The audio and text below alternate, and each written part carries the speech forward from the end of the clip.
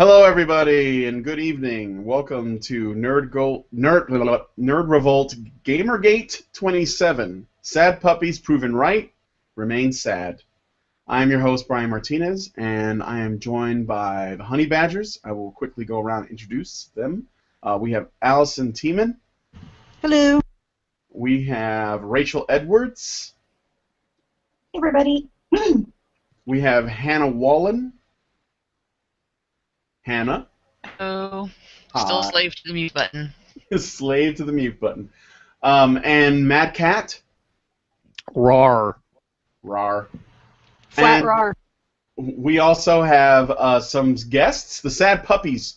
So there's a lot of zoology going on in today's show. The Sad Puppies are Brad. Say hello, Brad. Hello. Kate. Hello. And Sarah. And Hello.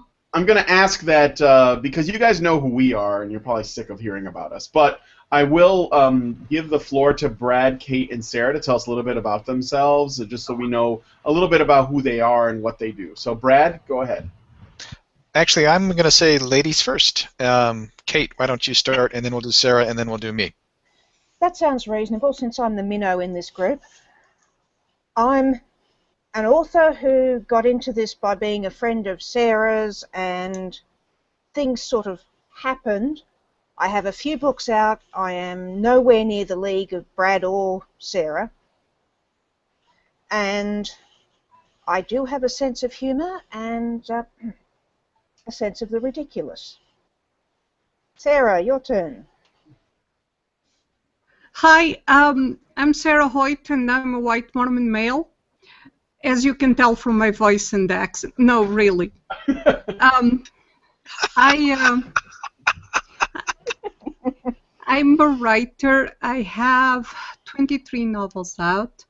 My first novels, because I had a misspent youth taking degrees in things like literature, my first novels were considered literary and actually made the Locus recommend list, something that makes me want to hide under the bed right now. And but they never went any further because there is this whiff of nonconformity around me. I don't know why. And I pretty soon realized that I had to keep my real opinions to myself or be blacklisted. Eventually, I told my husband I was going to walk away. He told me to wait one more year. In that time, Bayan and Indy both happened, so I could continue my career without staying, shall we say, muzzled, to go with the theme. And so when Sad Puppies happened, it was sort of like hearing someone else say what I was thinking out loud, and someone else who wasn't afraid to make a lot of noise and get out there. When they emptied the slop spot on Larry, I got really upset. And being, well, my husband calls me an excitable Latina, and he says it affectionately. I got into the fray. When Brad offered to take my place, I was supposed to take this year of Sad Puppies, but I got very ill. Brad offered to take my place, and then the nominations results came out right after I had had major surgery, when I was supposed to be staying in bed and being calm. And after seeing them turn on Brad, I didn't stay in bed and I wasn't calm. And that's why I'm here. Wow. Okay, go ahead, Brad. Tell us about yourself, and then we'll get into a brief overview of what the Sad Puppies are and the history. Okay, thank you. And I just want to say that Kate and Sarah are awesome, and I would never ever want Sarah to get up out of her bed and come after me for any reason whatsoever. I think it would be a bad idea. I think at this point, with Sad Puppies, the way to boil it down to a few words would just be to say that yes, some nonconformists decided to become. Oops, I think I lost me for a second. Can you hear me still? I think that you just had a brief battle with the mute button, but continue. Some Oops, okay. nonconformists.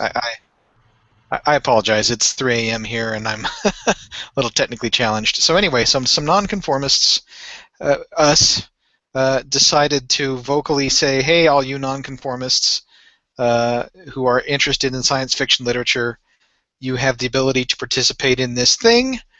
We think the more participation that happens, the better, because this thing has been kind of co-opted by a certain insider group that has some biases, but it's still a democracy, so let's get everybody involved in the democracy." And we were wildly successful. We got tons of people involved. The question was asked earlier: how many sad puppies are there actually? My guess of it is it's anywhere between maybe 500 and 1,000 people who would raise their hands and say, yes, we are sad puppies. It could be a bigger number than that. We really have no idea. I can tell you, though, specifically that in one of the categories for the awards, 1,200 people put down votes on Tony Weisskopf, who is our editor at Baen, and a further 700 people put down votes on Sheila Williams, who is one of the big editors at Daw Books. So between those two numbers, you can arrive at almost 2,000 people. Now, I'm not going to try to claim every single one of those as a sad puppy, but as we get into the broadcast, I'm going to be talking about these numbers in contrast, and you'll kind of see why. But anyway, we wanted to get things shaken up. We wanted the status quo to be rattled, so to speak, and I think we were way more successful than anybody thought we'd be, even us. And of course, that completely pissed off people who are used to things being predictable and very scripted and very according to the rules as they make them in their social circles. And when that didn't happen, they completely lost their shit and started to promptly shit all over people, including me and Sarah and Larry and everybody else involved, and they started shitting on the people on the slate, and they started spreading that shit out into the media, which I'm sure everyone involved with Gamergate knows how that works.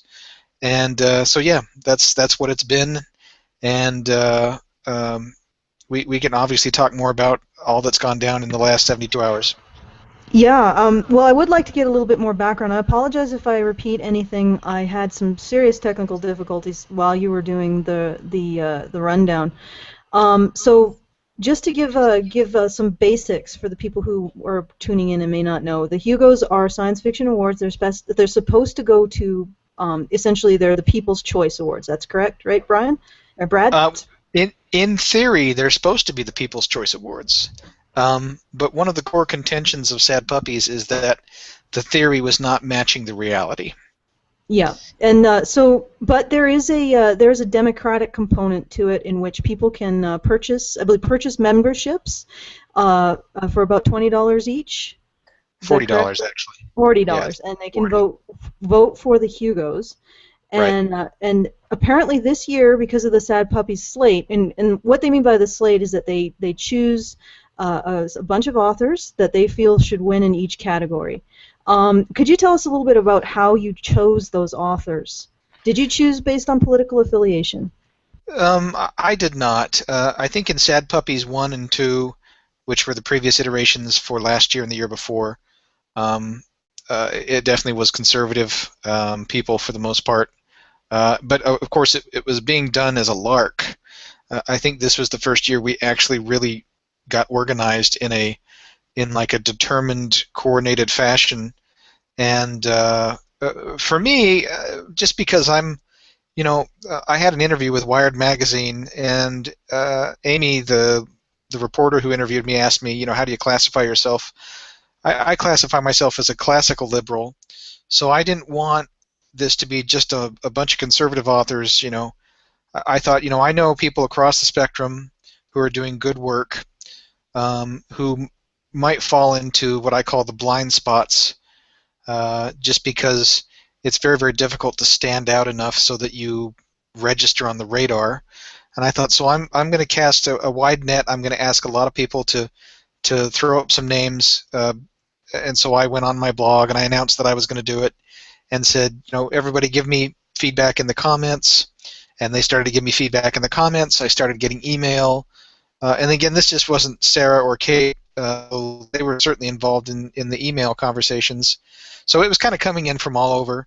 Some of it was publicly visible, some of it wasn't. Once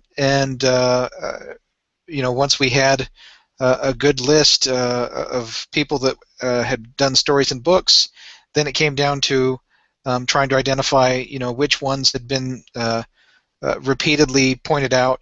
Meaning there was numerous people who were enthusiastic about this story or that book or whatever.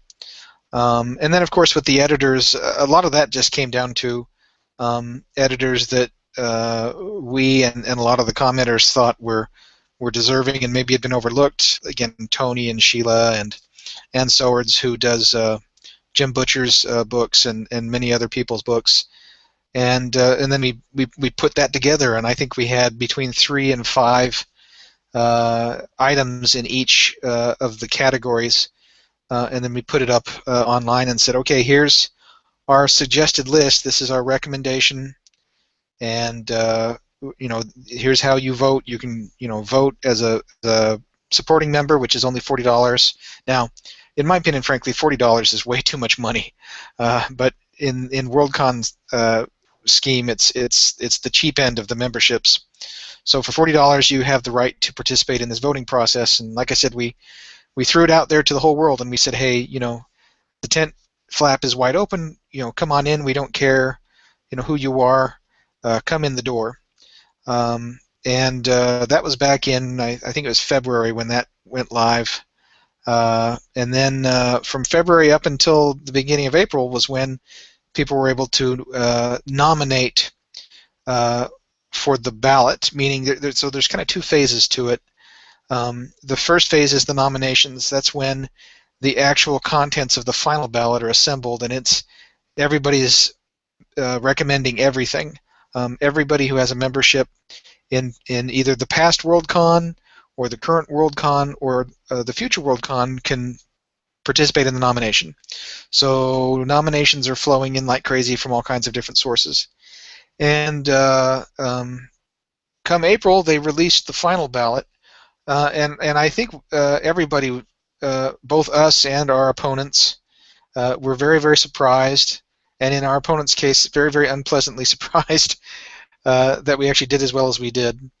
And because most of the sad puppies, I think maybe 65% or better, made it onto the final ballot, which was way more than I thought we were going to get. But at the same time, I was like, wow, okay, we really got some people motivated to jump in on this thing. Okay, I'm just going to interject for a second. Sure. When you say that the sad puppies made it on the ballot, what it sounds like is that your nominations made it on the ballot, right? Not Yes. specifically people associated with you either politically or personally. Yeah, the people that were on the ballot, the works, came in from all over the place. They were on the slate that we put together, which is the list of recommendations. We said, here's who we think would be good in each of these categories. And if you agree with us, obviously, it'd be great if you put these names in there. Yeah.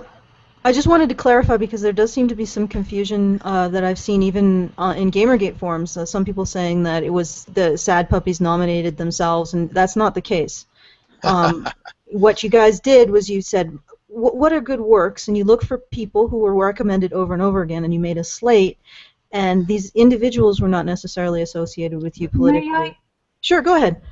It wasn't a slate. This is very important because it's one of the things they keep throwing at us with a very specific meaning.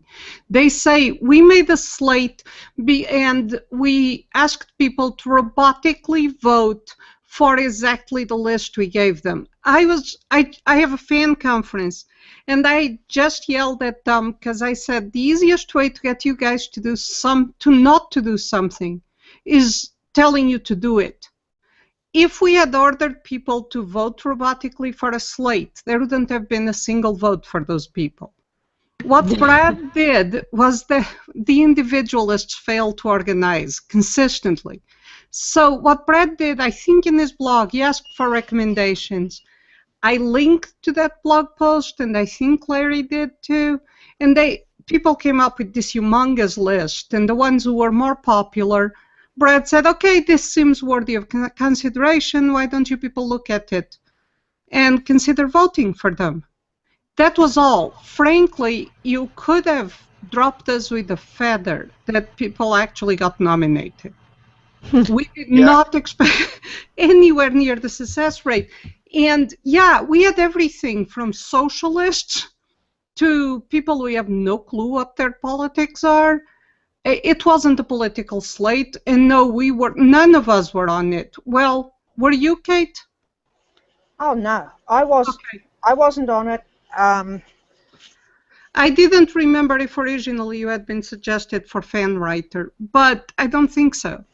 No, it was Cedar and Amanda who were on it, and Dave. Larry, people put Larry up regardless of that, and Larry recused. He said he didn't want to be nominated. Yeah, I know Sarah wasn't on there for any works. I had people tell me they voted for me, but I didn't have myself on there anywhere because I didn't feel comfortable being the guy running the thing. Obviously, it wasn't about me. I wasn't in it to get anything out of it for me. So I wasn't on there. People have called it a slate. People have called it a list. The thing I think, and Sarah's right to point this out, and it's right there on the original blog post. It was a list of recommendations. There's been a lot of hand-waving and rhetoric about, ooh, it was so bad because they demanded that people vote the whole thing in lockstep. And one, that wasn't true. We never, ever demanded anything. In fact, I'd like to say this again because this can't be said often enough. Sad Puppies demanded nothing. We instructed nothing. There were no do this or else. There was no threatening. It was a recommendation list. Now, obviously, we were being somewhat irreverent in that we were approaching it from the standpoint of nonconformity. We wore that on our sleeves. Yeah, we're nonconformists. We're not here to represent the status quo. There's no bones about that. But we never demanded anything, and we certainly never threatened anything. Just to clarify completely. So essentially, the situation is you asked for nominations, you threw the net far and wide, and you nominated the ones that got the biggest repeats, essentially. Yeah, I tried to watch for that because I got a pretty big influx, and if it was just onesies and twosies, that wasn't enough. It had to be several or many repeats of the same story, the same book, the same person. And so once I had that, I built a spreadsheet so I could actually go through and tally up, how many times certain items kept coming up over and over, and the ones that were at the top were the ones that I kept ultimately.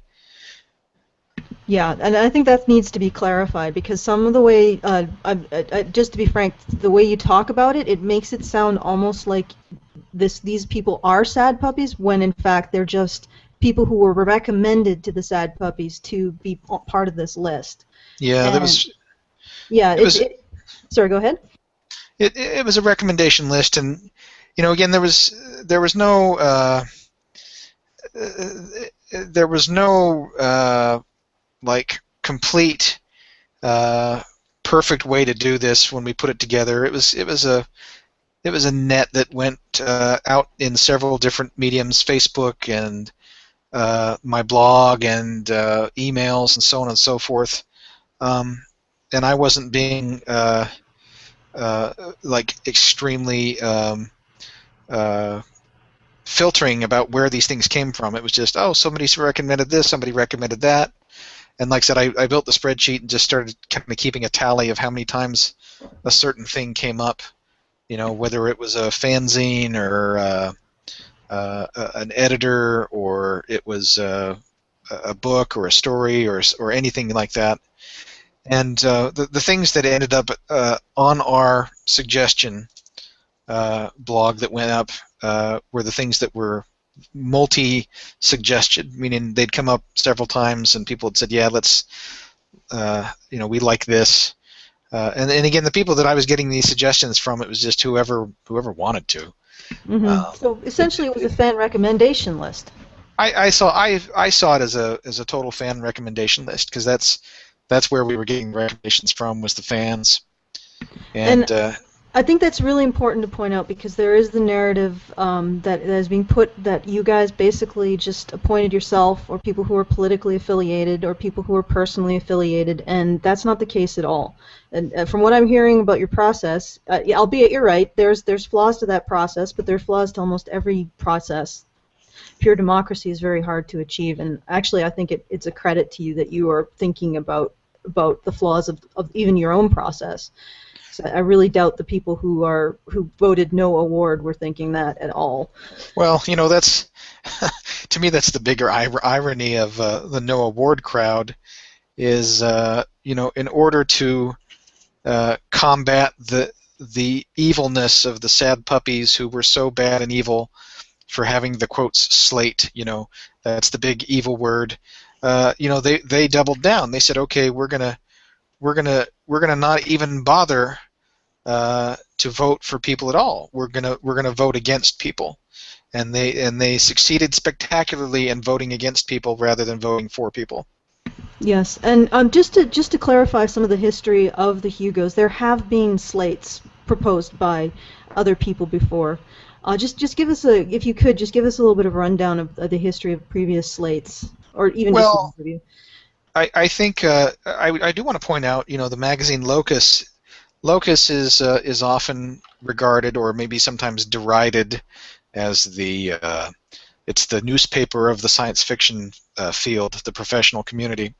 And Locus every year does a recommendation list. That's no secret. That's been done forever. And bloggers are always putting out lists of, these are the books I read and I love these people and we should get them on the Hugo ballot. And the political partisans are always whining about, we don't have enough of demographic XYZ on the ballot. We need to make sure XYZ shows up on the ballot. So, everybody is recommending everything, and it's high and low. It's other writers, it's editors, it's Locus.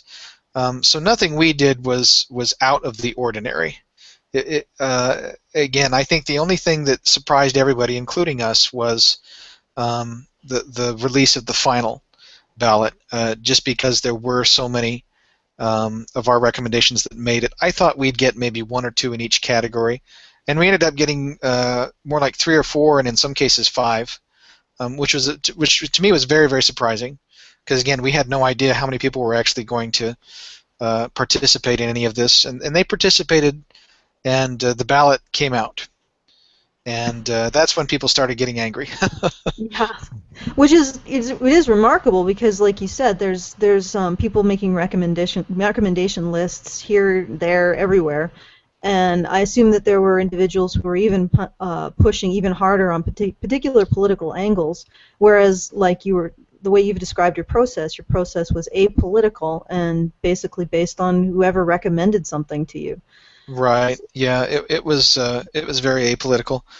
Something I tried to do too, and I wasn't successful in every case, just because I have a life, I have a job, I have a family, I have other things to do other than this. But I did try to reach out and contact people as we were, putting it together. And I said, hey, we want to recommend you. Are you okay with that? Or, would you have a problem with if we're going to put you on this? And we didn't get everybody. I didn't end up contacting everybody, but I did make an effort. Some people have been using that as a point of criticism, that you didn't contact them or you didn't have permission. And George R.R. Martin shot that down immediately way back when the controversy broke. He said, nobody should have to worry about who recommended them, and nobody should have to worry about being on anybody's recommendations, because the recommendations have been going on forever. And nobody worries about Locus recommending them. Nobody worries about any of the other writers or any of the other people who are involved recommending anybody. It magically became terrible when we did it, obviously, but that's a recurrent theme with sad puppies. They can do it all they want. We're bad when we do it. That's pretty much. I mean, I wish I could put that on a T-shirt. May I? Yeah, go ahead, Sarah. Go. They are aristocrats. They have privileges that are not for us common folk. We're supposed to bow our heads and say, "Yes, lady, yes, my lord." Ha ha ha ha ha ha. Rules are for the little people. Yeah, Thanks. I think that's very true. I think frankly, with a lot of the complaints that came out, I think it really did boil down to the ruling class of science fiction getting very, very upset that a bunch of little people decided to change the script. The predictability of it was completely destroyed, and they were very, very unhappy with us for that, because you're not supposed to mess with the status quo. You're not supposed to change the script. And it's okay if they want to make a change here and there for the sake of one of their friends, or maybe somebody they think should deserve something. But if somebody off script comes in and changes that, well, then it's terrible. Yeah, but just to interject, Brad, it doesn't sound like you changed anything at all.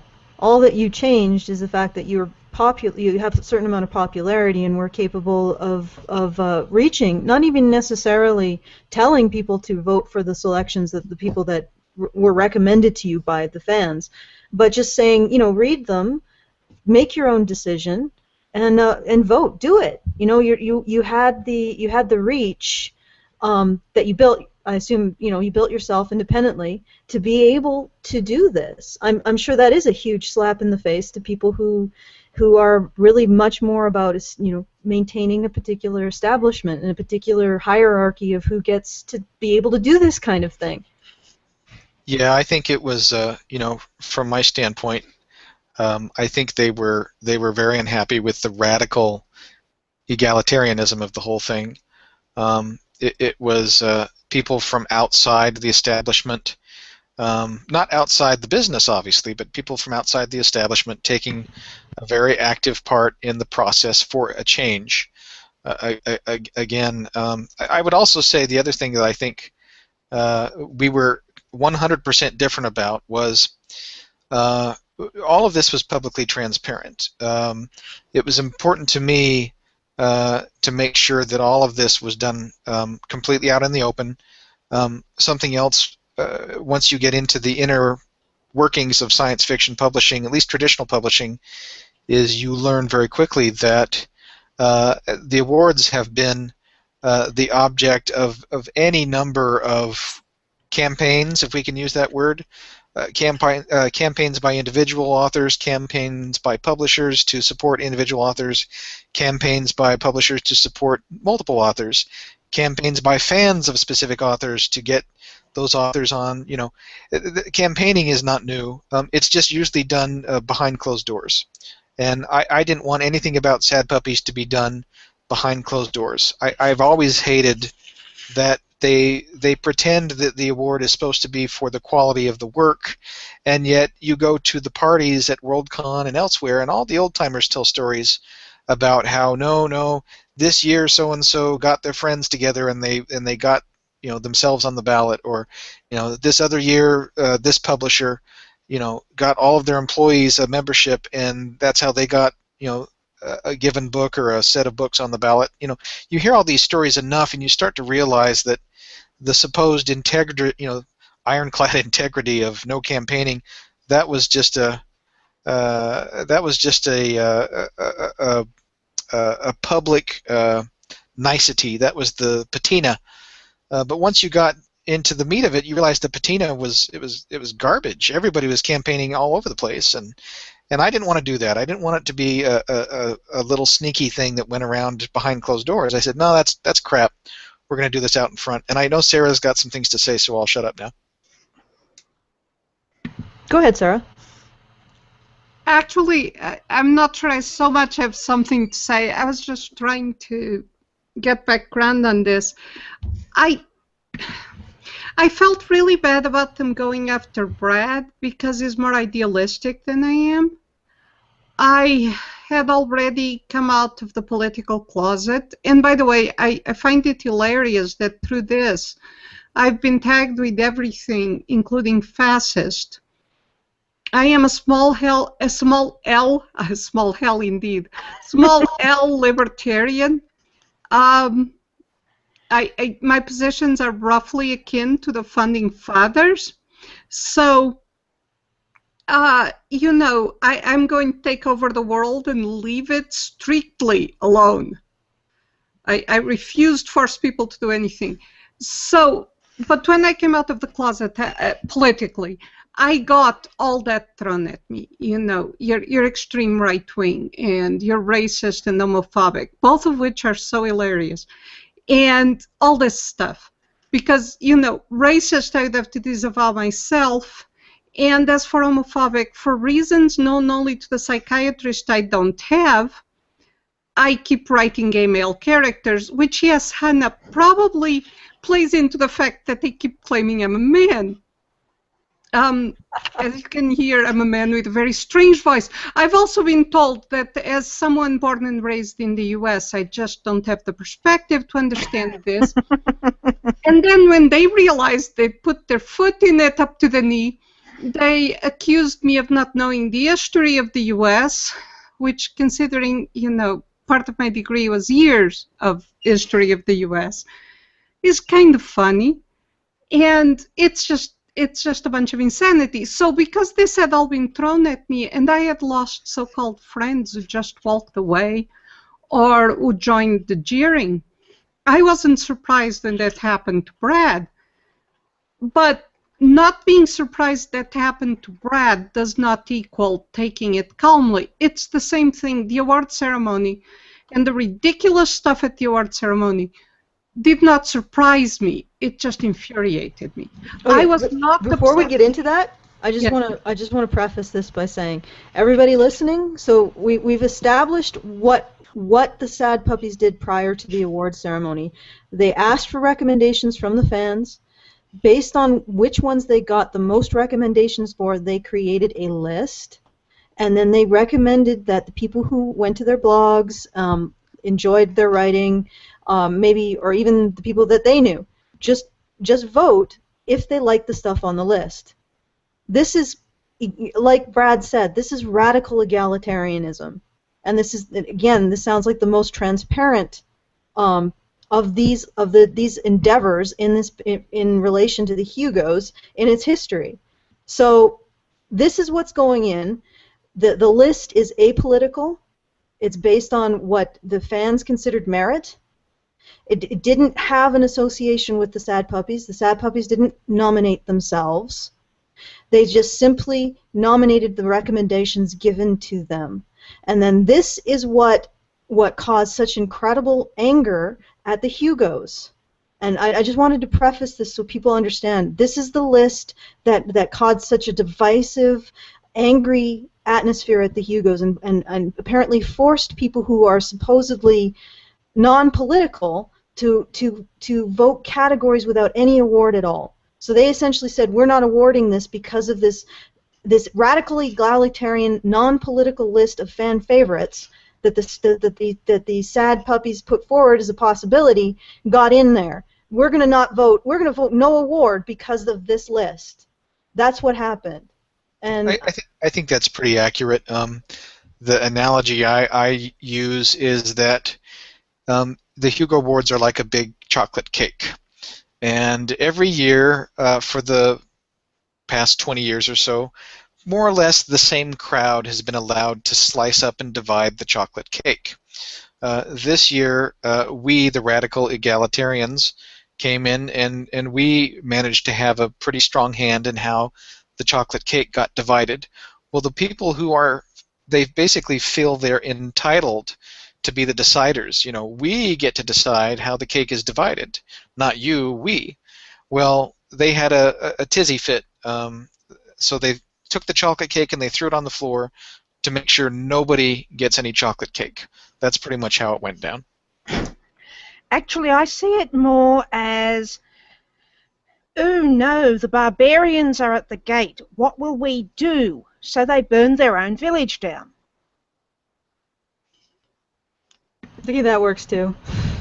because they are incredibly stupid. This must be said somewhere. They have gotten so used to their little clubhouse and no one questioning them. I don't mean they're inherently stupid or low IQ. I mean they have gotten used not being challenged. I call it deliberate stupid. Yes, and since they are never challenged, they have convinced themselves that whatever the group comes up with, they're absolutely certain of everything, and that believing what the group believes makes them, and I have heard this said at conventions, the good people. They really should study the history of creatures who are called the good people or the good folk. That's all I have to say. Yeah, it does seem to be. Once you stop your moral questioning of yourself, that tends to be a dark hole that you tumble down. When you start patting yourself on your back and just assuming you can do everything because you are the good people. Well, what I've noticed, and this is just my opinion, I came across this term over the summer because I've always over the last year or so I've tried to figure out, well, what do we call this emerging phenomenon? And I think I saw it in a British newspaper. It's called virtue signaling, and it's connected to, or it's part of what we could call slacktivism or clicktivism, and it basically is a I would call it a psychological phenomenon where people have, I think, a natural desire to want to do what they would consider good. Let's put some rabbit ears around the words good. Or decent, or so they're well-meaning. I don't think it's malicious necessarily, but what they're doing is they're taking the easy way out. They're thinking that if I just go on Twitter and let's say, for instance, some poor celebrity has screwed up and said something stupid, people will flash mob that person on Twitter and get all angry and say, oh, you're a horrible this or that or whatever, and they will walk away from the experience thinking, yes, I've fought the righteous fight against the bad whatever, whatever we're fighting against this week or this month, or excuse me, and it has no impact on the real world whatsoever. What they've done, though, is they've signaled to the rest of the social media sphere, aha, I am one of the good people. I am in the correct crowd. I have signaled to everybody that I have done the correct thing, and yet they've done nothing that requires you to get off your butt and actually make the world a better place. Get your hands dirty. It's a very cheap and easy and seductive way to try to convince yourself that you're on the right side of whatever, and that you're actually making a difference when you're really not. It's all about you. It's your self-image. You are looking at yourself and wanting to perceive yourself a certain way, and so you take the easy road instead of actually going out and rolling up your sleeves. I actually, before we continue, I just wanted to look at one of the nominations, that you received and ended up being no awarded at the Hugo Awards. It's Best Editor long form, and what's interesting to me about Best Editor long form is that you've been accused of wanting to keep the Hugos white and male, and Best Editor long form, the nominations on your radical egalitarian fan recommendations are, and I'm probably going to butcher these names, Tony Weisskopf from Bain, Jim Mintz, Annie Sowards, and Sheila Gilbert. So you have 3 women and 1 man from your list of Best Editor long form, and they rewarded this in order to keep the Hugos from being infiltrated by people who didn't want diversity, according to their narrative. So they had the opportunity to award, and they had like a 40, just basic mathematical odds of 75% chance of awarding it to a woman, and they would rather award it to no one. How is that promoting diversity? That sounds like it's... Yeah, that's... I think... Oh, go ahead, Kate. It's not promoting diversity. What it's promoting is that they rule, and that they'll say anything they can, anything they want, and they'll make it sound nice and pretty, But what it comes down to is that if you don't follow their line, lock, stock and barrel, they will stab you in the back and throw you under the bus. If they're in a nice mood. The other part of it is that they're very interested in a superficial diversity. They are very interested in whether you can tan, how many of your ancestors could tan, do you have exotic features? And by the way, this doesn't really associate with any real races. Some of the people on that side who claim to be some race or other are less minority races than I am or than Larry is. And all this stuff, they want all these exterior markers of diversity and absolute lockstep conformity of thought. God forbid you actually can tan. Hi, I can tan. In Portugal, where the bar is much lower, I was routinely assumed to be an African immigrant. I'm paler now because I spend most of my time in the basement writing, but it's still pretty obvious I'm not standard Caucasian. And, you know, because I don't toe their party line, I'm actually way more offensive. The bar that I found I had to clear while I was in the political closet was not must not speak of politics. I did that. It was must endorse whatever the insanity of the minute is. The insanity of the minute right now is non-binary sexuality, whatever the heck that means. And, you know, if you don't fit that box exactly, even if you have totally libertarian beliefs that say, you know, I don't care if you do it with a manatee in the front yard, provided it's not my front yard and my manatee, they still get really upset at you, and they will destroy you if they can. I just wanted to point something out. More and more, it feels like so-called social justice is not really morality. My understanding of morality is self-criticism, self-doubt, trying to do as little amount of harm as possible, trying to question your own prejudices and your own opinions, and just being trying to try to act with integrity. And what I'm seeing from social justice wars is less about morality, and it seems to be more about manners. So they have these incredibly complex lexicon of rules and words and things you have to do and things you can't do and ideas that are verboten. And it sounds more like something approaching where you put your guest, whether it's above the salt or below the salt at your meal. And it's more like, it sounds more like this dance of manners than it is a real solid morality. And yeah, I can see Brad is unmuting. And Sarah, go ahead. You're absolutely right. And people will come down even on people who are openly on their side for, you know, they didn't carefully think through their words. They didn't. For instance, I wrote a post, and I want to point out right now, it had nothing to do with being trans or being gay because, you know, I don't know why, and this is a problem because I don't know why, but I don't have a psychiatrist and can't afford one. Most of my friends are gay, and I've had a couple of friends who are trans, but, and yes, they're going to say, oh, but she just said, I have friends. Well, yes, not everyone is. But I did a post in which I said men and women are physically different, okay?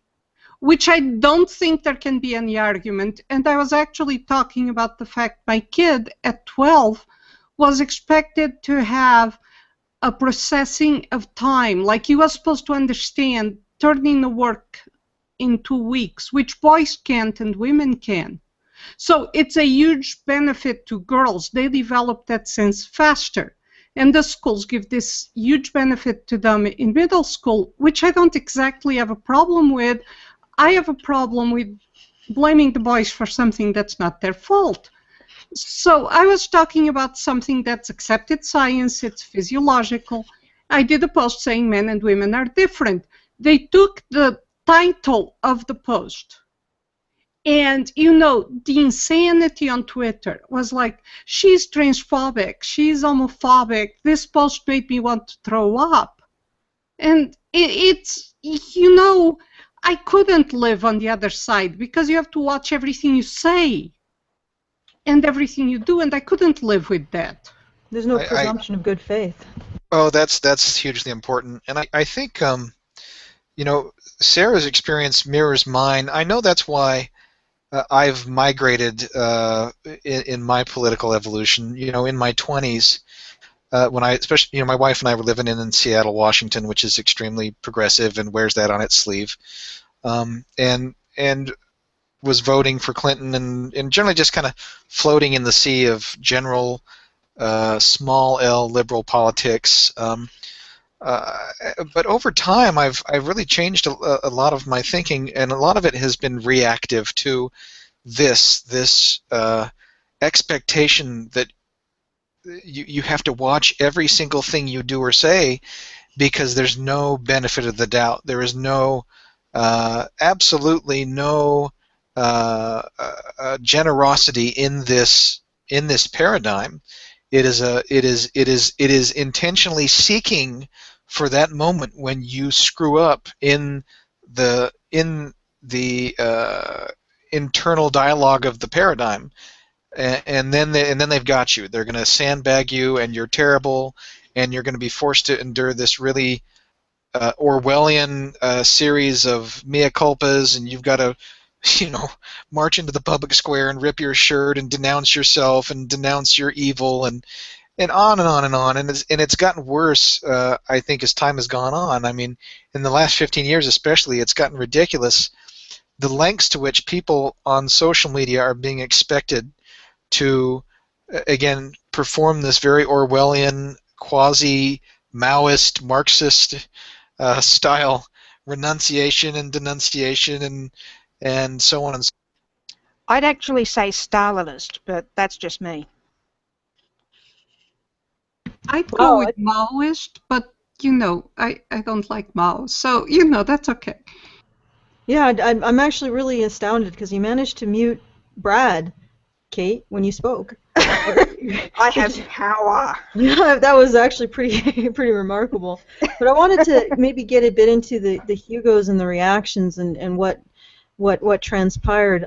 Just an overview. A lot of the people who opposed the Puppies' radical egalitarian fan-chosen list decided to vote no award and then cheered as these individuals who had been selected based on merit by a lot of people had to go home empty-handed. I'm sure that was not a very pleasant experience for them.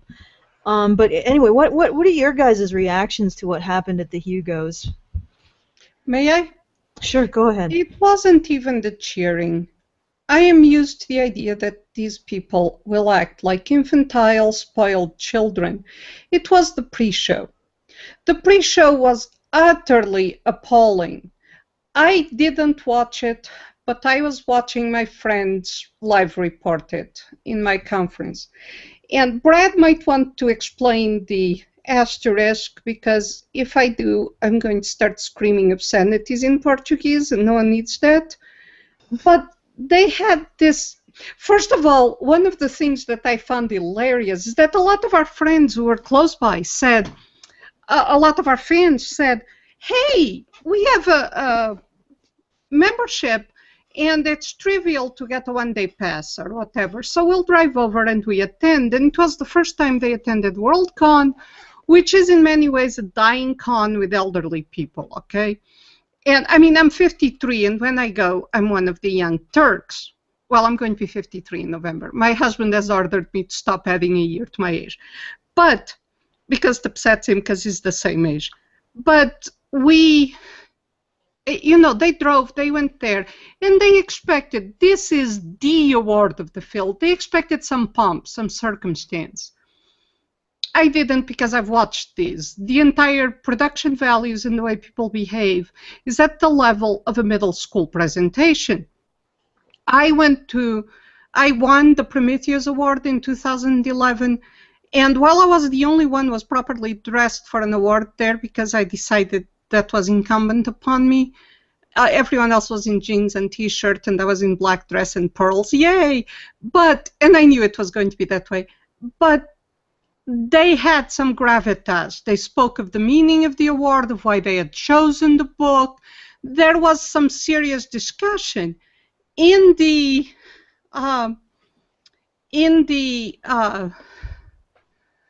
Hugo Awards. It's always like a middle school variety show, and there was nothing there. So they were upset about that chintzy feel of it wasn't professional. But on top of that, they had this little skit where they defended the Hugo from the invaders. And by that time, I was already boiling. And then they got to the asterisk part, and I'll let Brad talk about that, or Kate if she wishes. Well, the asterisk started as, oh, well, there are so many firsts this time around. We've got the largest number of votes ever, the largest number of nominations ever, the largest number of registrations ever, all these exclamation marks, so we'll arrange them to look like an asterisk, which of course also means that it was a rather dubious award in the first place.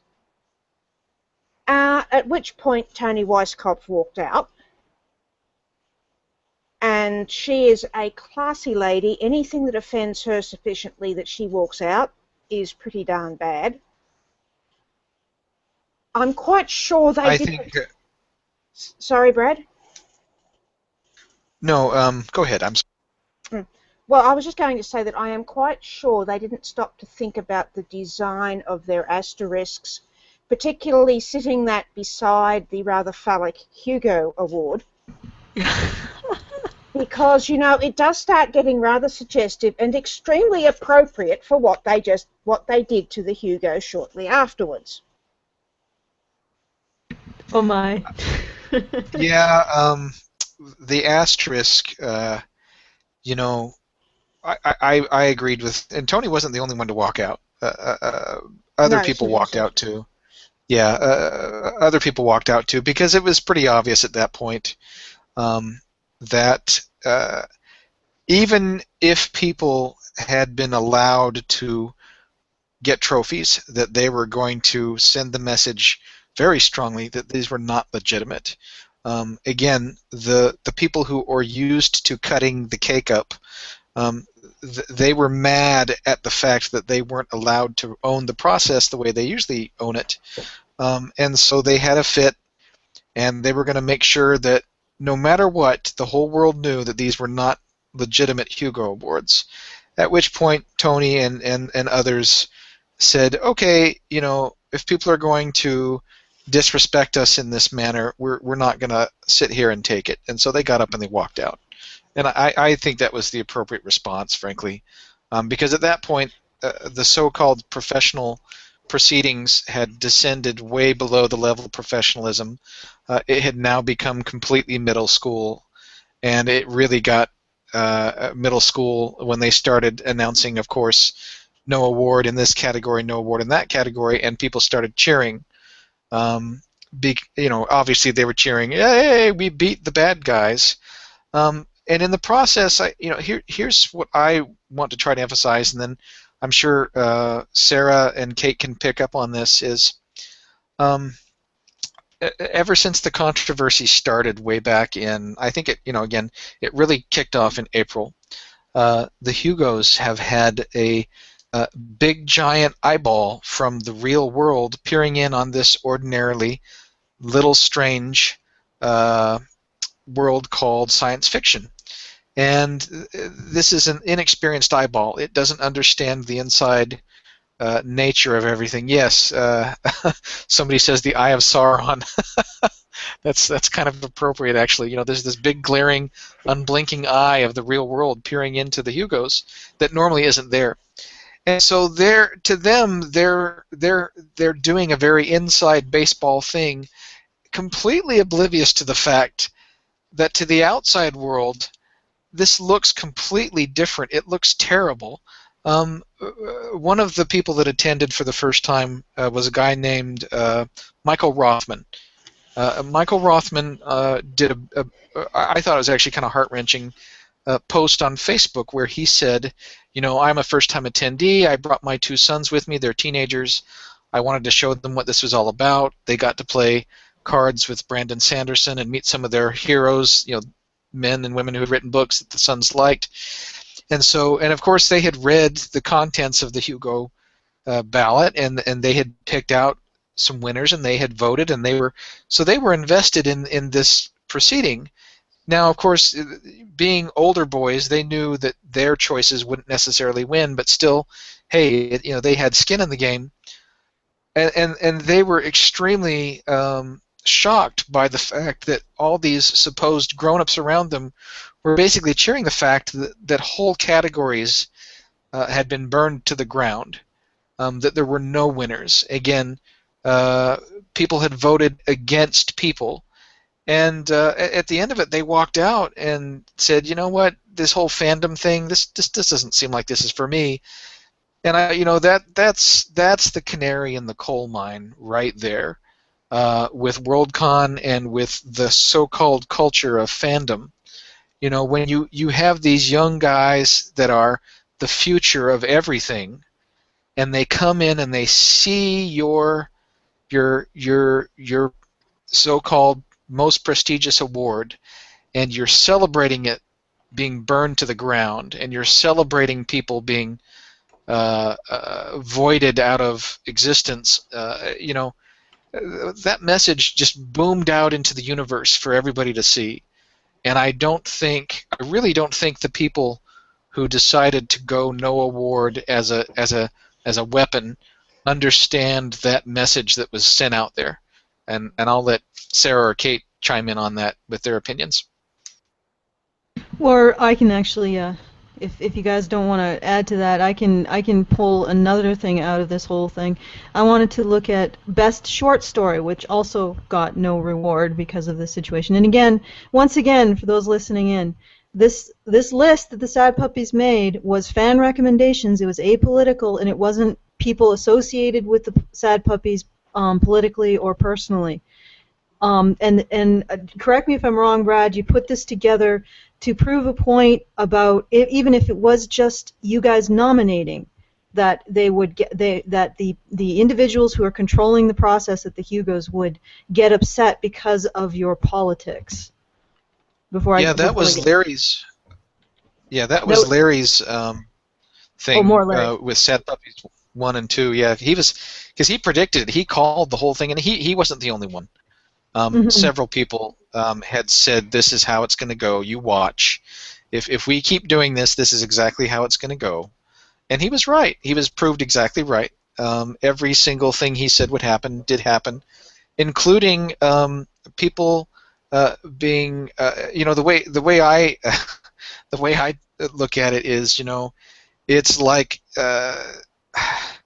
Why in the world, if you're angry at your dog, would you go kick the cat?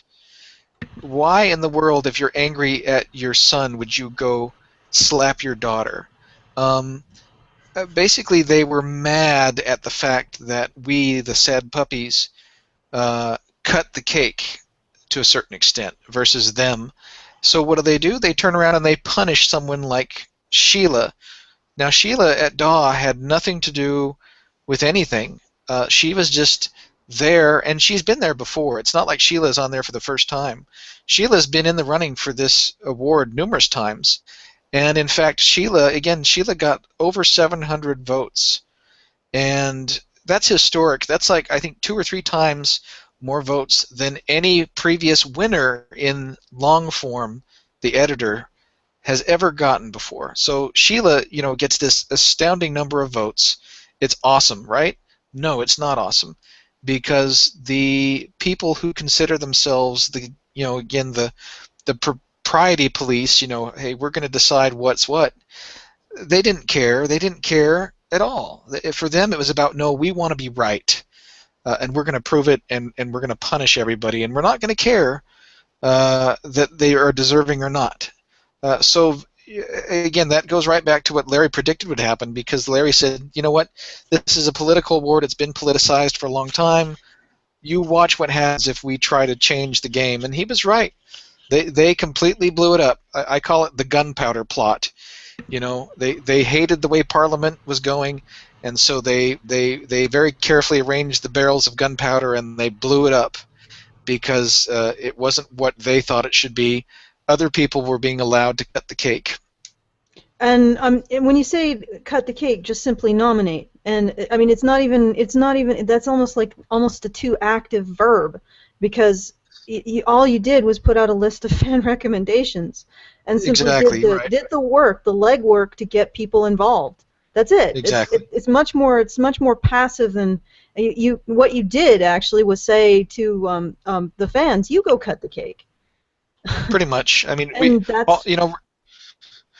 I would say that, you know, Sad Puppies, people have been wanting to get involved for a long time, but so often this is a very diffuse, unorganized sentiment, and so it kind of never goes anywhere. You know, it's voter apathy. It's just like in regular politics. You know, when people see Team A and Team B always win, and they would rather there was a Team C and a Team D, they give up. They don't even bother, because they say, you know what, my vote won't matter. Well, I think for the first time, people said, you know what, hey, here's a real chance that maybe my vote will matter. Maybe the independent party will have a chance. And you know, the establishment said, nope, not going to have it.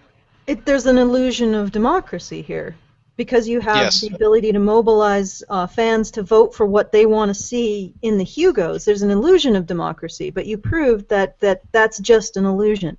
That no matter what, if you actually try to do the footwork to get people voting, that there's only one party in power, and only that party gets to even make the initial recommendations.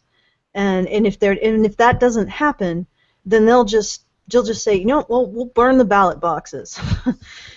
Thank you. When I was a child, because I was born and raised in Portugal, I grew up in a one-party state. This is exactly, and towards the time, and I was about 6, so I'm not really cognizant of how this happened, but when I was about 6, suddenly there was an opposition candidate.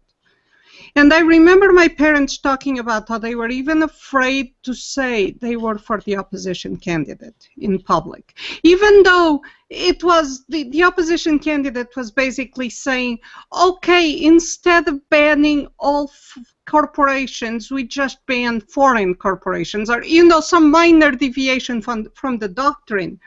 But everyone was treating it as if, you know, if you support this opposition candidate, because it's the first opposition candidate we've had in decades, you're damned, and we're going to block you off. It's exactly this. What we're seeing from the establishment is a one-party state suddenly seeing an opposition candidate, no matter how unexceptionable, no matter if it's actually in line with what they purport to believe. They're acting like an anthill that was suddenly disturbed.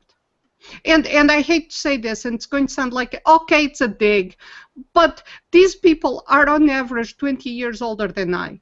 When you get older, you get set in your ways, and you expect your parade of days and how your year works to be exactly the same all the time. I'm at the edge of that, so I can say this. And a lot of what we saw, notably from the MC of the awards, was, you ruined my party. I've been looking forward to this. How dare you? As if it were their thing, totally theirs to plan. And anyone who does anything different, it's an attack on them, regardless of what we're doing. Yeah, well said. And I'm glad that I inspired that. It's a good rant. I think. Go ahead, Brad. Oh, go ahead. I'm sorry. I was going to say, you know, the entitlement. It's very much an entitlement syndrome. You know, when people get used to having their way, so to speak, on a regular basis, or as a standard course of well, this is just the way it is. I always get to have, my say in it. As soon as other voices start to come into that conversation, they get deeply offended because they're used to being the only voice. They're used to being the only one that gets to have a say. And this year, again, the tables were somewhat turned, and so the way that the entitlement played out was they said, you know what, we're not going to let anybody have anything. We're going to take our ball and go home. We're going to make sure that we send a loud message that nobody else is going to be allowed to be recognized. We're not only going to disrespect you in the lead up, the pre-ceremony with the asterisk. The asterisk was, again, deeply offensive, and I'm glad Tony walked out on that because I think the asterisk was complete bullshit. But then to be cheering. Before we continue, could you explain what it means for those of us who may not? Okay, so the asterisk, really this goes back to sports. It's the Roger Maris asterisk. It's in the legacy of it. It's the way that you coyly signify that an achievement of any kind is not legitimate. You're forced by the rules of the system to put the placard up there with the person's name on it, but you tack a little asterisk on the side of the placard or somewhere visible, and then that becomes a tacit signal to the rest of the world, or at least to the people who are the inside baseball people, that this is not a legitimate achievement. So they bring out these asterisks, and they're like, yeah, we're going to put asterisks on the Hugos this year. And it was just like, oh, really? I think that was even Tony's words, And again, Tony, I want to explain this to people. Tony Weisskopf is a professional's professional. Tony Weisskopf is, in my experience, one of the most professional people in science fiction publishing, period. For Tony Weisskopf to immediately stand up and walk out on this thing, that is, I can't tell you guys on the outside how significant that is. I'm sure Sarah can talk about it some more, but when I heard of that, that's when I was so furious for her, because I wasn't there, and I was getting this second hand from the people who were there and were. But again, Tony is really good at keeping a poker face. She works with writers of all political stripes, all lifestyles. All of us love her. I have never, in fact, at one time I got myself, because the other person who walked out was Tony Daniel, who works for her, and he sent me an edit that it wasn't that I disagreed with it, I simply didn't know what to do. And I was dithering because I had no idea how to do what he asked me to do. And she called me and we talked it over, and I realized that what they actually wanted wasn't what I thought they wanted, which should have required the book to be about double and have another subplot. And I thought, this is just weird. So she talked to me. I mean, she puts up with the temperamental Latin writers. She puts up, there are writers who are far more unstable than I am, and I know that sounds weird, but it's true. And she puts up with them too. All of them like her. She's always professional. She's always nice. When I ran into some financial trouble 2 years ago, she sent me the turn-in money for a book I didn't turn in until last month.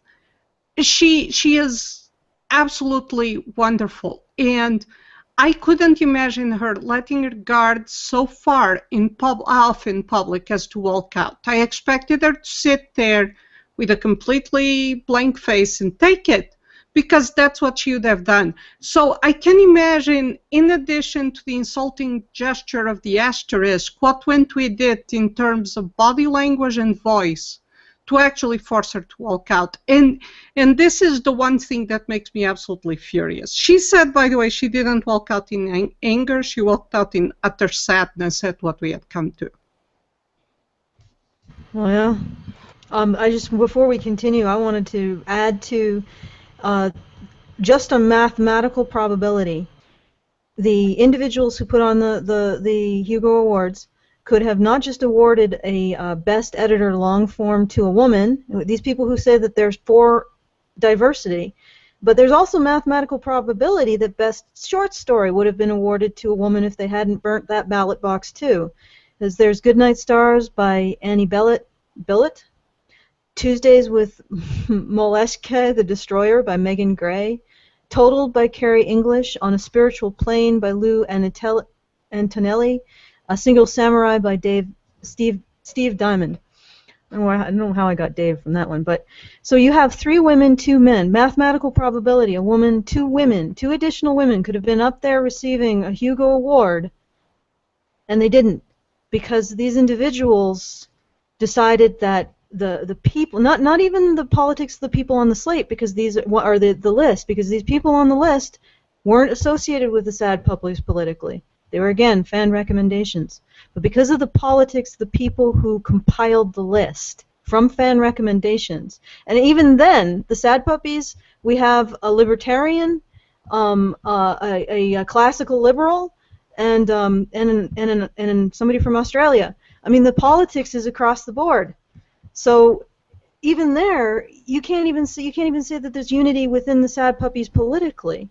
So based just on the fact that the politics are more diverse in the Sad Puppies, they decided to burn the ballot boxes down. It's just incredible. And in so doing, there was a highest probability that there would have been 2 additional women up on that stage.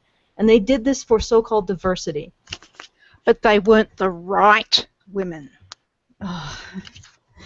Well, I mean, were they, like, did they have politics that were anti or in opposition to the politics of the people who were voting on the Hugo? Because I don't know, actually. Fox Day also recommended them. Oh, okay. Oh, well, yeah, this... I would say, yeah, Kate's exactly right. I think what it came down to is they were so eager to punish and evict Theodore Beale, a.k.a. Vox Day, that I don't think they really cared who they burned in the process. Again, the person I point back to, because I can in a very slim sort of way understand a little bit why Tony got the axe. But for them to take down Sheila had 0.0% association with anything with anybody. She just happened to be on a list, and they screwed her. You know, I'm gonna say this. I was immediately contacted the morning after. I'm far ahead of you guys in the Middle East, and so I'm asleep when all this is happening. I had to catch up after the fact. I was immediately contacted by Betsy Wolheim over at DAW, and she very politely was like, please don't put any of my people on any lists in the future. And she wasn't angry about it. I think she was more sad that one of her people had been basically jammed in this mass jamming. And it was all. I think it was really all about one guy. I think even the Sad Puppies, us, we were annoying to them. The person they wanted to really go after was Theodore Beale, again, a.k.a. Vox Day. That's the guy they were really, really furious with. They were mad at me, and I think they were kind of tangentially mad at Larry for being the guy who started all this. But Vox Day was the guy that they had to get no matter what. They were going to stick the fork in his eye no matter what, and along the way they stuck a fork in Carrie English's eye, and they stuck a fork in Mike Resnick's eye, and they stuck a fork in Sheila Williams's eye, and they stuck a fork in Tony Weiskopf's eye, and they stuck a fork in Michael Flynn's eye. All these authors and editors and artists all had a fork stuck in their eye, and then they cheered about it. And then they have the nerve to wonder why people, again, that big eyeball of the big world looking in, says, wow, that was incredibly childish and selfish, and holy crap, what are you guys doing? And then they go, oh, well, we had to do it. It's just ludicrous. Again, it's so junior high, it's so immature. I didn't think they would stoop this low. I had no idea. I thought maybe a few hundred at most would be this childish about it, but apparently 2,500 people decided to be childish all at once, and then they cheered themselves.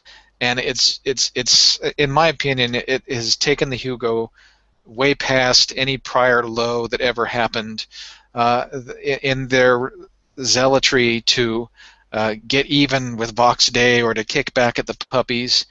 They completely blew up their own thing. It's I kind of I'm at a loss for words even when I think about it, really. And I actually would just like to repeat for the audience that what the Sad Puppies did was just get fans voting and get more fans involved in the process. Created a list of fan recommendations, did the legwork to get people involved. That's it. There's nothing sinister that happened, and this is something that's happened before, and even more opaquely, not as transparently as this. I mean, it would be equivalent to people saying that a group of people starting to campaign to get people voting for Democrats or something, or not even Democrats, just get people voting. Period. Is somehow slanting the democratic process because they've got more people voting who otherwise would have abstained. No, that's not how it works. Well, the sad thing is that people do say that about get out the vote campaigns if they're associated with a political party, even if those political parties don't necessarily focus on people that are going to vote for their party. The thing that this reminds me of is Gamergate, actually, the block bot, and how it is set up so that people who follow Gamergate accounts on Twitter end up blocked as well. It's guilt by association, and that's what happened to these authors that were sort of blocked out of getting awards by this no vote. Was that they were ascribed or given guilt by association. They didn't have an objection to the authors themselves. They had an objection to the people who were supporting them. Well, it's not just that they went so far as to call it ballot stuffing in the media. They're like, they stuffed the ballot box. They stuffed it. But no, they encouraged people to vote. If that ballot box thing, so is all political campaigning. All political, even just an ad that says I stand for X, Y, Z, and my opponent is against X, Y, Z, so you should vote for me. Ballot stuffing. It sounds like what really angered the people who are basically outing themselves as a political clique because of this no reward thing, even against their own stated principles of diversity, even against people who have been up nominated for an award before. These individuals, it sounds like what they're really upset about is that you guys are right. You do have more popularity. You are able to mobilize more people. As far as the charge of ballot stuffing, they're actually accusing that which they would be guilty of. In reality, if they're controlling the ballot themselves and they're just mad that they lost control of it, who's ballot stuffing? Go ahead, Brad. That's been one of the very Orwellian things we've discovered. I put a big blog post up on my blog today, just kind of recounting my experience going into amateur politician mode with Sad Puppies. There was so much that I was in for at the beginning of the year that I didn't really realize, and I feel like I've learned a lot, and I've taken a lot of heat, and I've lost some friendships. I've had some people turn on me and ditch me, and worse. And but the fact that people were willing to pretty brazenly accuse us of wrongdoing and then immediately do that very same thing and do it to the level that they did it, and act like they don't realize. I mean, really, there's such a cognitive dissonance in that whole approach, to point your finger and say you're bad because you're doing this thing, and then to turn around and do it yourself and then do it times 50 and punish a whole bunch of people who weren't even wanting to be connected to anything. And then to stand there with a straight face and act like, well, what? And I'm just like, oh my gosh, do you people have the emotional IQ of turnips? Do you not realize what this looks like? I run out of words. I really do.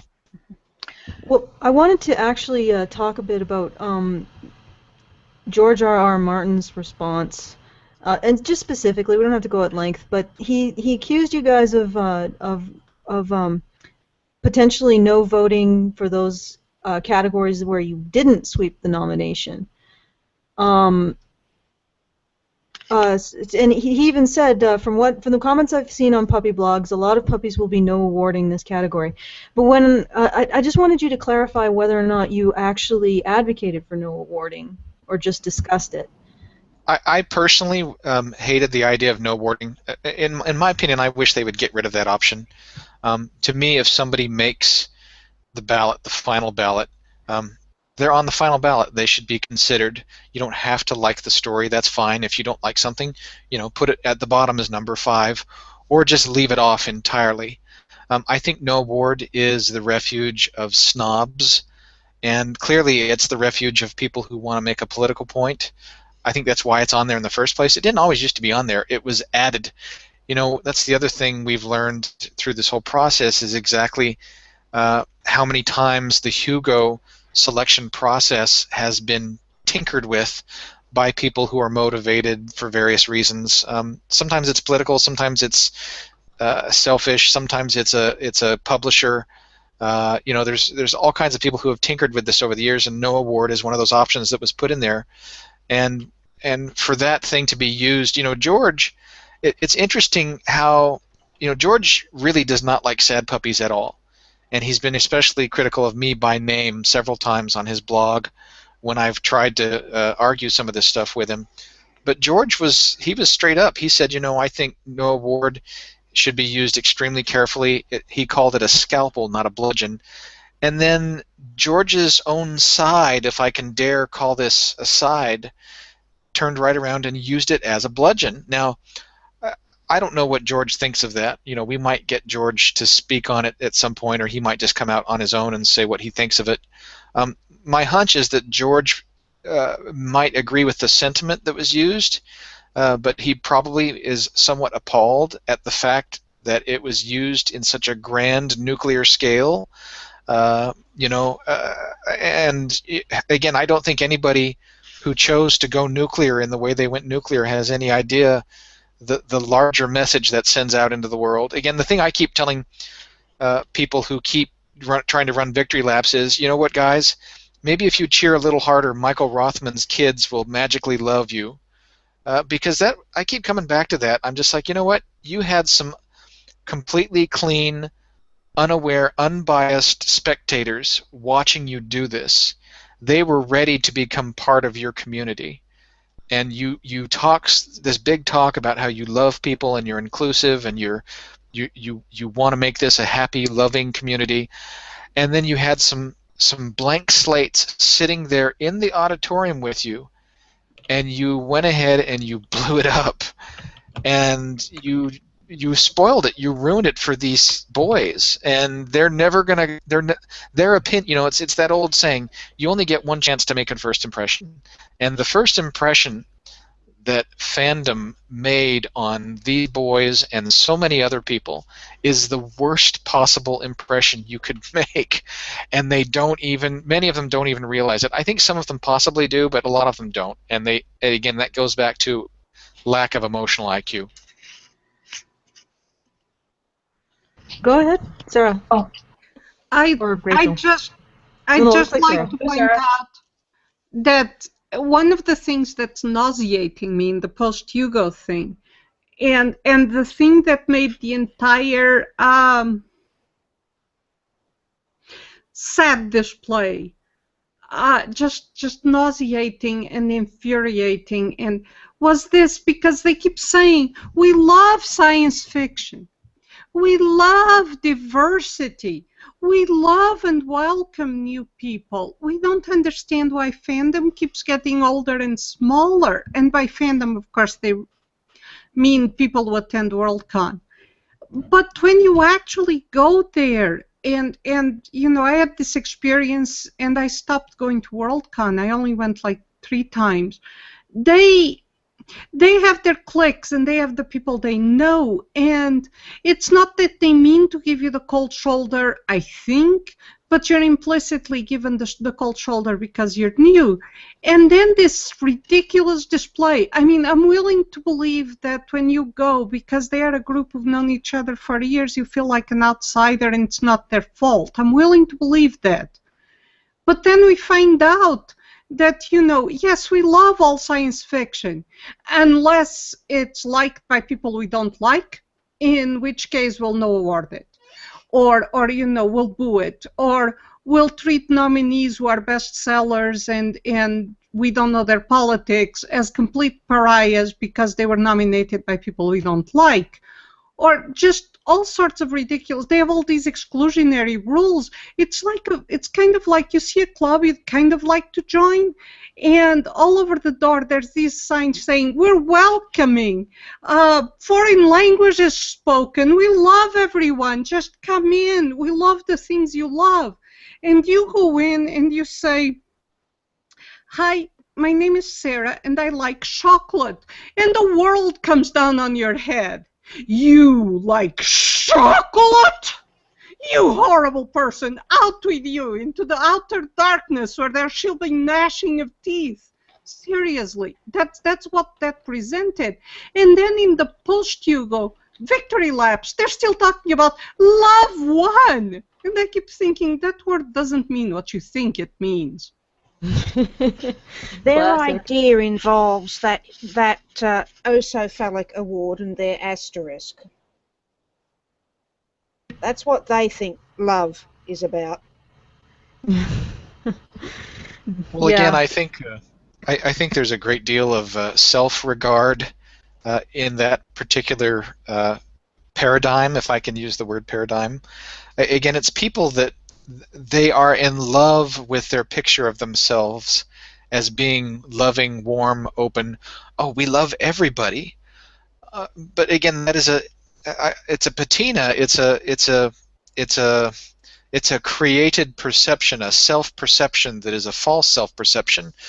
And I've experienced the same thing as Sarah. You know, when I went to my first Worldcon, I had been really looking forward to it a lot. Many people had really kind of built up my expectations about what this thing was going to be. And I went in 2011, and I went again in 2012. And in 2012, I was really hoping that my first impressions of the first one were going to be better.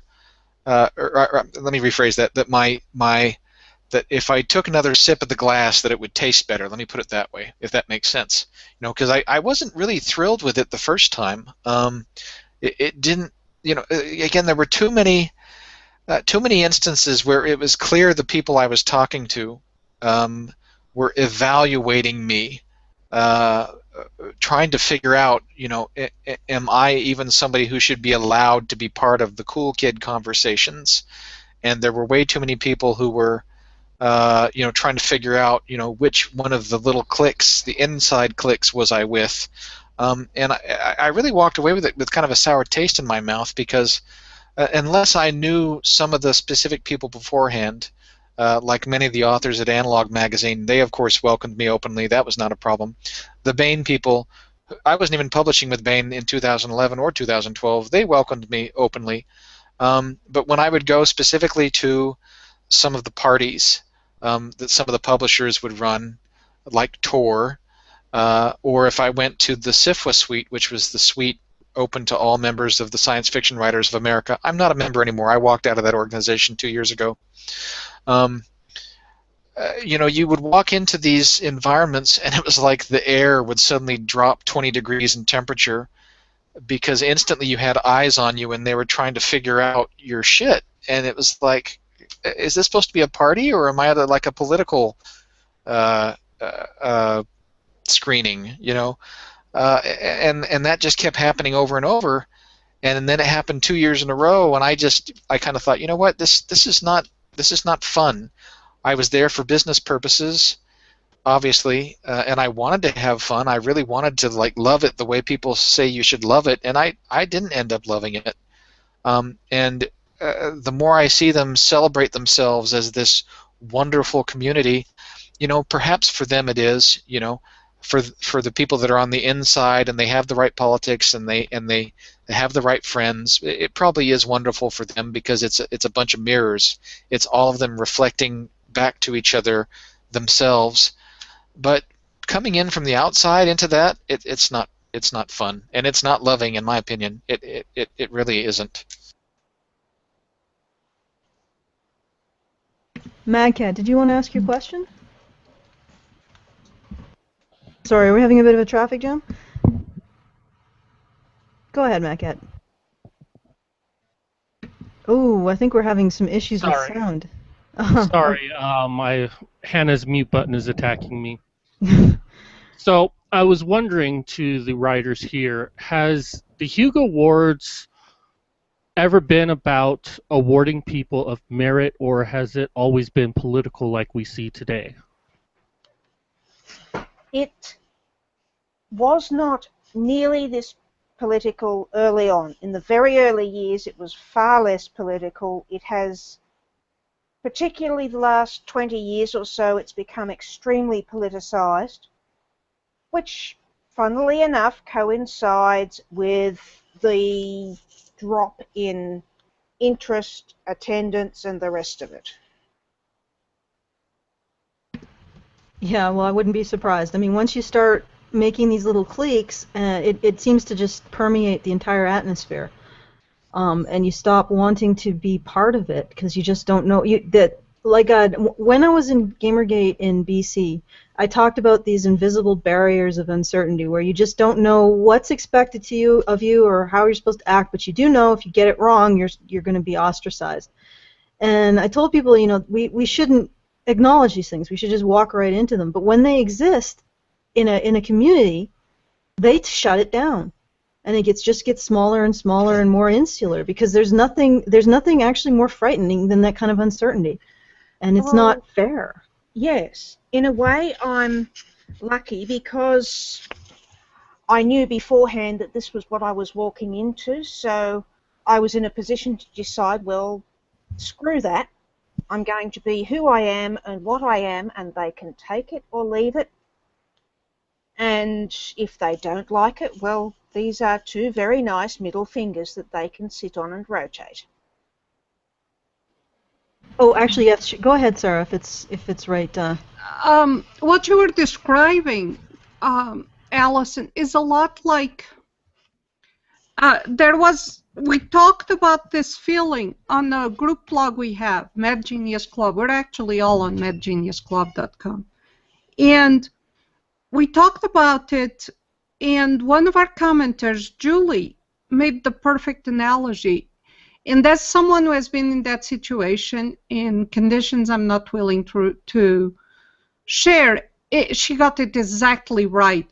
It's like being an abused child or an abused spouse, and you're just casually crossing a room, and suddenly they're on you, and they smack you, and they go, "Why did you step on that square?" And you look down, and all the squares look exactly alike, and you're going, well, and they go, "That square there, you know exactly which square, and you know you're not supposed to step on it." And you start apologizing, and that's taken as, of course you knew what the square was, and they smack you more. And then they say, "We love you, just don't step on that square." And you start walking, and it's like, "Why aren't you walking across the room?" So you start walking again, and you don't know why you shouldn't step on that square and what the square is. And of course, abusers don't have a reason. They just change the square arbitrarily because that gives them power, and that's what they want. It's an exercise in control, and what these cliques do is they turn a fandom and a community into an exercise of control and feeling control over others. And I'm going to step out of the way so Rachel can finally speak. Yes.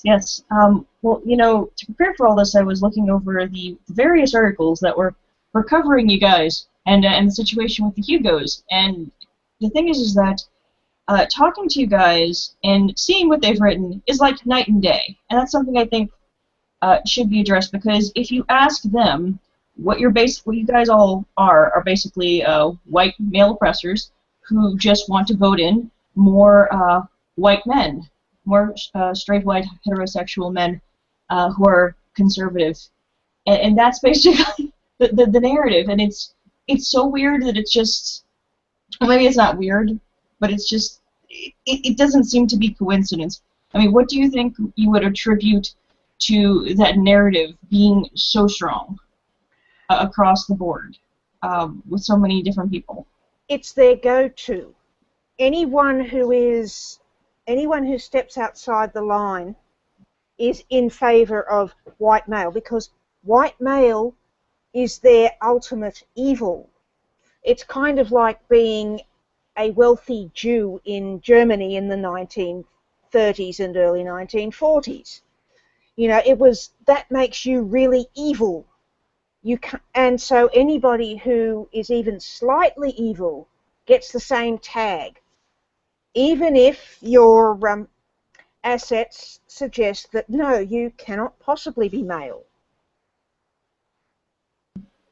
And they use the narrative that they really pushed Vox Day towards the front and called him every name under the sun. I don't really know much about him in particular, but if you went by what they said, he's basically worse than Hitler. So, as well. I have no opinion because I know almost nothing about him. So. Well, as a fellow person who is also worse than Hitler. Well, yes. Sarah and I together are the worst person in the world. We have been so proclaimed. Yes, I want to point out, Kate and I are the evil that cannot be contained in a single body. It's like the Voltron of evil. Yeah. Like an evil gestalt. Although we disagreed with the leftist, and she said that we were the worst person in the world. We've been laughing at, and in history. So, just so you know, Sarah and I confuse us because we're obviously the same person in two bodies. Kate and I are worse than Caligula, worse than Hitler, worse than Stalin. Worse than What amazing. Worse than Mao. Worse than anyone ever. Because we disagreed with the blog on the other side. Oh my. Yeah, like I said, I'm familiar with those feelings and those words, worse than anyone ever, because you disagree. That's something that I'm familiar with. But if you guys do you want to? What we've done is Mad Cat has compiled the votes for the Hugos and has figured out who would have won if the No Awards hadn't happened. Did you want to have him give out his results and maybe have a discussion on that, because it's got he has some interesting findings. So. Oh yes, that would be wonderful. All right, Mad Cat, cue it up. Okay, first I want to say that it's a great honor to talk to so many of the authors here. I'm an author myself, and it's a great honor to read this list. So I'll just give a very short presentation. This year we had 5 #1 No awards. Now the No awards started in 1959, but the last one was given out in 1977. In that time, only 5 #1 No awards were given out. And in this year, we represented all of that history. Additionally, 8 other No awards were given out throughout the other places that people could receive.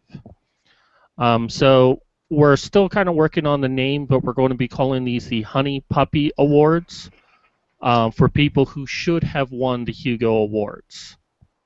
Now, I don't really know who among these names are sad puppies, rabid puppies, social justice warriors, and I really don't care, because what's important is the merit of their work, and that's what the Hugos always was supposed to be about. So when I read this list, I'm reading who got the most votes. Now, the other thing also is that if you look on the show notes page, I did list for honorable mentions the other people that were affected by the No awards. I'm not going to read them now, but I will be doing an article on the Honey Badger Brigade website detailing how I figured all of this out, and also who those other peoples that were affected. One small note that I'll name is that while there were 5 people who didn't get any award at all in certain categories, there were some people that I feel got an award because of political reasons, because of the outstanding number of votes they received, versus the no awards. But I'll explain that all in my article. Enough delaying of time, I'm going to go ahead and just read these out real quick. So this is the number 1 spot, the people who should have won the award. For 2015 Best Novella, should have gone to Flow by Arlen Andrews Sr. Best Short Story, Totaled by Carrie English. Best Related Work, The Hot Equations, Thermodynamics and Military Science Fiction by Ken Burnside. Best Editor, Short Form, should have gone to Mike Resnick. Best Editor, Long Form, should have gone to Tony Wiskopf. I know you said that earlier, but I'm sorry if I'm mispronouncing that.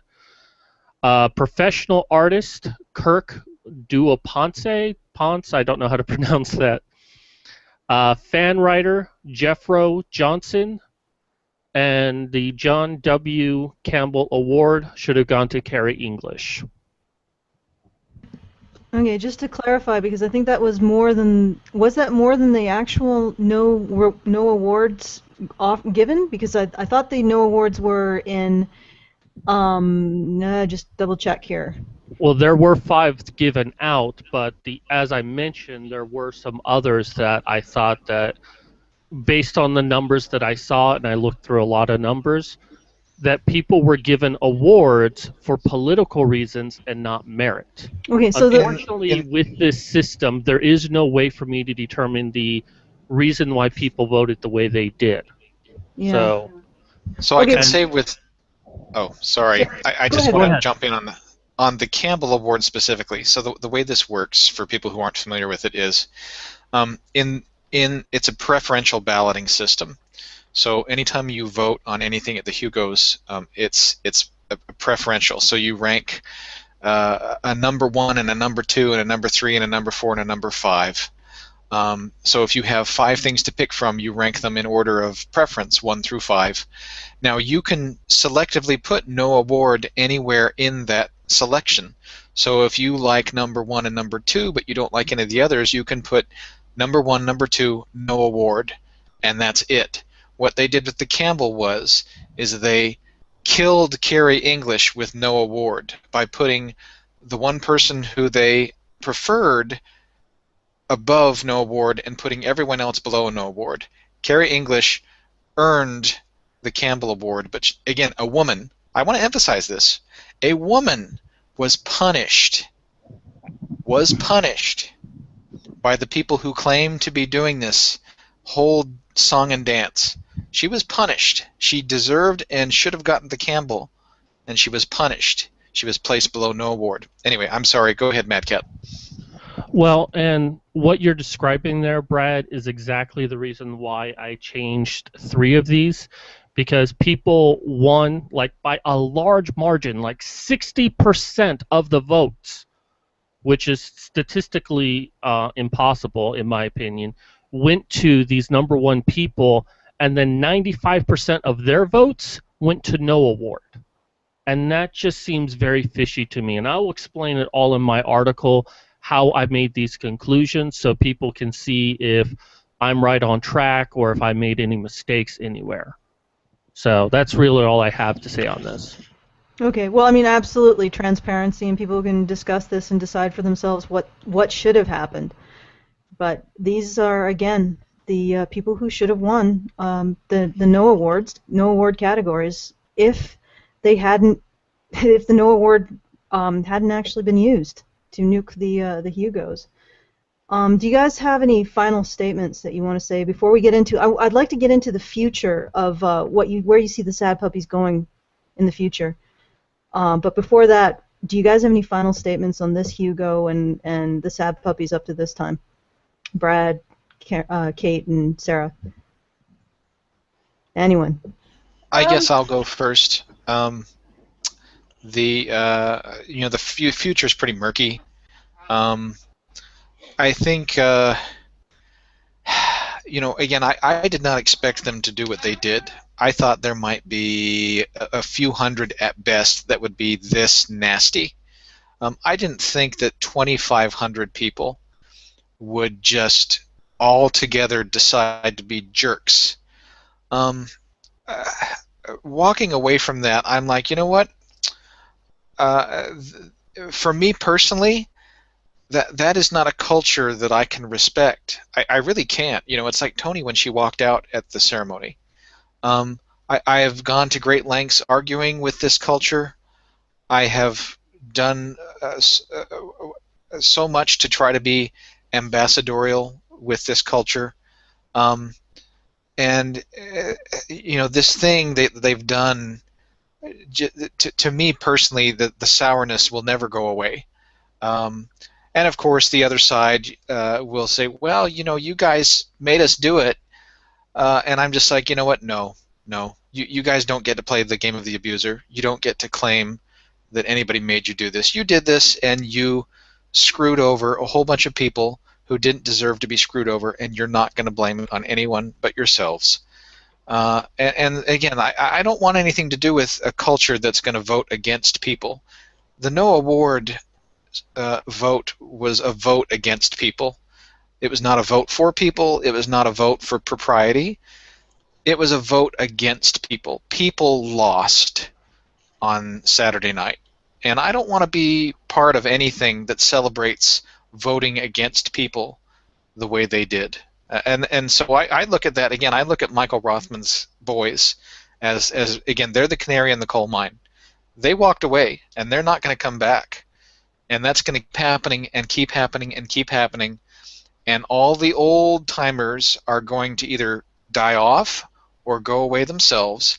And all you're going to be left with is a hardened, nasty little core of very politically motivated, very politically agitated, very politically snipey people. And that's not a community. At least that's not a community I would recognize and want to be part of. And I don't think that very many people would want to be part of it either. I know many longtime Worldcon attendees have been talking to each other because I've seen some of the emails saying, you know what, I didn't like Sad Puppies at all. I thought Sad Puppies was a bad idea, but nothing justified no awarding and nuking it the way it was done. Nothing justified that. They are not happy. They are very embarrassed. They're very upset. They're starting to question whether they want to be part of this thing. Again, I don't think the people who cheered really understand what's happened, and I don't have any kind of hope that there's going to be a light at the end of that tunnel. I really don't. Not unless there's a wholesale cultural change, and the only way that's going to happen is if they get a personality shift. Stick them in the helmet and change their swap their personalities, because it's not going to get better. I just don't see it's going to get better. They cheered that the cake got thrown on the floor. They cheered that people lost. People who cheer that people lose, I don't know where that goes. And I'm at a loss for words. And that's where I'm at, guys. Sarah, Kate, final words? At least on the proceedings up to this point. Well, actually, looking forward, I was actually going to talk about moving forward a bit towards the next year. Actually, if you guys are done with if you feel that Brad has concluded, sure. Let's look forward. I just wanted to mention that you mentioned Michael Rothman, and it's not just him. I've been getting, yesterday I wasted my afternoon in between filling in papers to put a house for sale, just answering emails on Facebook because I didn't feel I could leave these people hanging. People I don't know who had never contacted me saying the same thing he said. We went to Worldcon. We just don't think it's for us. And that's sad and heartbreaking. And some of them are furious, and some of them are just sad. Okay, Kate. Okay, the sneak preview for the next round of sad puppies. Basically, there aren't enough people. It is an award that calls itself the most prestigious, the greatest, the People's Award. And it gets barely more than 2,000 people nominating. And what did it end up being? About 4,500, 5,000 to 6,000 actually voting. That's obviously not nearly enough. You need to have tens of thousands, more than tens of thousands, so that you've got much, much less chance for anybody, including us, to dominate. And the goal is to get a lot more people nominating and a lot more people interested and a lot more people involved. And, you know, we're calling it the embiggening, although the way Sarah and I have been lately, it's more likely the embitchening. Yay! So, you know, we want to see more. Lots more. More people involved, more voting, more people going to the business meetings and voting down the stupid ideas to make things even worse. More people challenging control, because you don't get a healthy anything when it's run by a tiny little clique that never looks past its own backside. And I don't care what the politics of anything being suggested is. I'm not looking towards any kind of political list. I'm not looking to a slate. I am just looking towards, hey, these are the most popular works in this particular category that people who have followed the blog posts I've made and the Facebook posts and everything have suggested. That's all I am going to do. These are the most popular. If you want to see your favourite works nominated, your best bet is to choose from the most popular ones by those people than from the least popular. That's all it's going to be. I don't care if the Nielsen Haydens end up on there somehow. Although I might worry about the people who nominate them. I don't care if George R.R. Martin shows up on there. I don't care if David Gerald is on there. I don't care. I'm looking towards listing what people who read the Bad Genius Club, who read Sarah's blog, who read anything else that will actually have me and let me post my spiel. I'm looking for what is most popular in those places amongst those readers and those listeners, and just listing that as a kind of public service and trying to get more people involved, because, you know, an award that, if you look at their public figures, in 2008 or 2007, I don't recall exactly which year it was, but the first year they posted the detailed numbers, they had fewer than 500 people deciding who got nominated for what. Is it any wonder that this little clique could take control? Any little clique can do it. Can I make a suggestion? Maybe what the Hugos need is like a bit vote, like some open source, like transparent, like a way of calibrating. You know, people go in, they log their vote. Maybe it logs IP addresses, and you have to read the story, log your and then it just completely openly and transparently logs how many people voted for that particular story, and it's outside of anybody's direct control. And that would be awesome. You know, and if anybody out there in Gamergate or is a programmer, maybe that's what we need. We need a bit or vote bit. Something to get it just as completely. All it is just tallying people's votes for what they want to see at the Hugos, and then you can publish that slate and see what they do with that. at the Hugos. Like seriously, that would be just keep it completely transparent. Program it up. All you do is you log in, it just logs the IP address, logs your vote, and there's nobody touches it, nothing more than that. And I wonder what they would do to that at the Hugos next year if someone did that. Oh, they would freak. Yeah, They would be totally panic. I would be even more the worst person in the world, although how I can manage that when Sarah and I are already the worst person. It's social justice, mathematical logic. Well, these people don't do math. They get triggered by the idea that something has to be correct. Mm-hmm. But seriously, like I've been thinking about Gamergate does all kinds of campaigns against particular media outlets, just to and they're justifiable, but they're in a lot of ways they're negative. They're saying, well, if you do this, if you engage in these unethical breaches, then you're going to get this kind of punishment. This is a much more positive thing. Create a transparent system to vote for the Hugos, and create a popular vote for the Hugos. Have the results displayed, and have people vote based on that. Nominate based on that. I mean, it's so positive, and it's uplifting because you're actually you're actually saying to people, hey, your work is good. I enjoyed it. I really appreciate you having created this work. So I think it was something that would be great if Gamergate got involved in, just to do something, fun and positive and totally apolitical, because everybody, it's open source. Everybody can see how it's tallied.